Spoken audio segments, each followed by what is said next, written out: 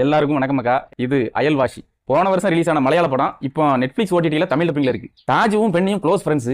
இதுல தாஜ் வந்து உள்ளூர்ல பொழப்ப ஓட்டிட்டு இருக்க ஒரு சாதாரண குடும்பஸ்தன். பென்னி வந்து வெளிநாட்டுல வேலை பார்த்துட்டு லீவ்ல ஊருக்கு வந்திருக்கான். இப்ப என்ன பிரச்சனைன்னா, பெண்ணி விற்கிறதுக்காண்டி வச்சிருக்கிற ஸ்கூட்டியில கீரல் விழுந்திருக்கு. அது வந்து ஸ்டிக்கரால மறைக்கப்பட்டிருக்கு. அதனால அந்த ஸ்கூட்டரை விற்க முடியாம போகுது. தான் ஊர்ல இல்லாதப்ப அந்த ஸ்கூட்டரை வந்து நண்பன் தாஜ் தான் பயன்படுத்துறான் அப்படிங்கறதால அவன் மேல இயல்பாவே சந்தேகம் வருது. ஆனா அதை நண்பன் கிட்ட எப்படி கேட்கறதுன்னு தெரியல. இருந்தாலும் ஒரு வழியா கேட்டுதான், இல்ல இந்த மாதிரி நடந்து போச்சுன்னு என்கிட்ட ஒரு வார்த்தை சொல்லிருக்கலாம்ல, ஏமா என்கிட்ட மறைச்சே அப்படின்னு கேட்க. இப்ப தாஜுக்கு பெரிய சங்கடம். சத்தியமா அதை நான் பண்ணலாமக்கா அப்படிங்க. அதுக்கு பிறகு பெண்ணி அந்த விஷயத்தை அப்படியே விட்டுட்டாலும் நம்ம நண்பன் நம்மளை சந்தேகப்பட்டானே அப்படின்னு தாஜோட மனசுல அது ஒரு பெரிய மனஸ்தாபம் ஆயிருது. அதனால இந்த காரியத்தை பண்ணது யாரு, வண்டியை கீழே போட்டது யாரு, அதுல இருக்கிற ஸ்கிராட்சுக்கு காரணம் யாரு அப்படின்னு கண்டுபிடிச்சு நண்பனுக்கு முன்னாடி தான் குத்தவாளி இல்ல அப்படின்னு தாஜு நிரூபிக்கிறது தான் இந்த படத்தோட கதை.